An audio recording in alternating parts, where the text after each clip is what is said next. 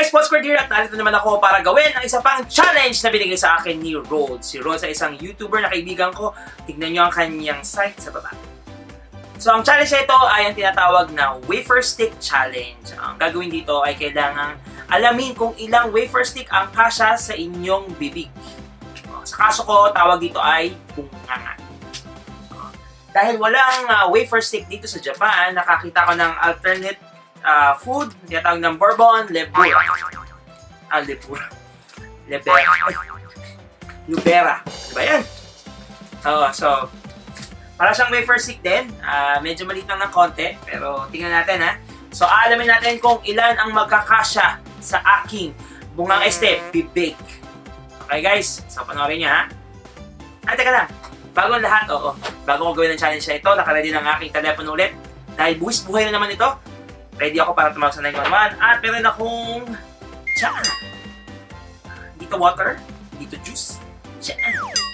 Let's go guys!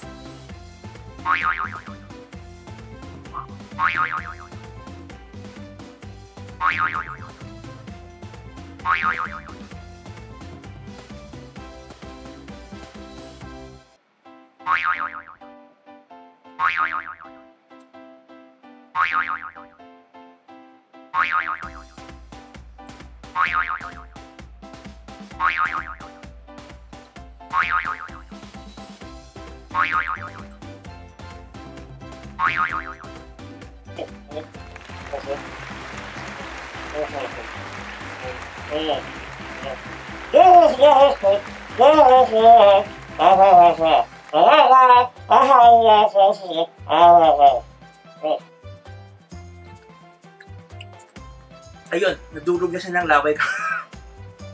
Sobrang dami, Naibilang ko yata is, ewan ko, 12 yata, ay naipasok ko sa aking rib.